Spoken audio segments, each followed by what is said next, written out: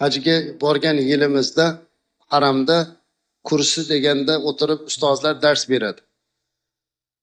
Birlari hadisdan, birlari tafsirdan dars beradi. Ixtiyor qilganlar kelib o'sha halqada ishtirok etadilar. Mana shunday halqadan birida Buxoriydan hadis aytayotgan shayxning suhbatiga quloq solib qoldim. Bir chekada o'tirib halqa suhbatini oxirigacha eshitdim. So'ng o'rnimdan turib o'sha shayxni bir duosini olish niyat qildim. Chunki bizda shu odob bor. Oldilariga bordim, arabchalab gapirdilar. Sen Buxoriymisan? Ha, Buxorodan keldim. Keyin oldiga chaqirdilar. Oldiga borgan edim, boshimdan o'sha peshonamdan 3 marta o'pdilar. Men yig'lab yubordim. Bu menga hurmat emas edi, bu Buxoriyga bo'lgan hurmat.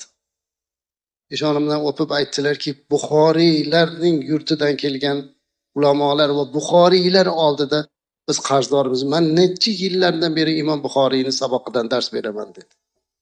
Bugun shu yurtning avlodi o'laroq butun dunyodan, hatto Movarounnahrdan borgan kim musulmon bor, o'zini Buxoriy deb tanishtiradigan bir yurtda dunyoga kelgan ekansiz. Mana shunga munosib va muvofiq bo'lmoqlik lozim.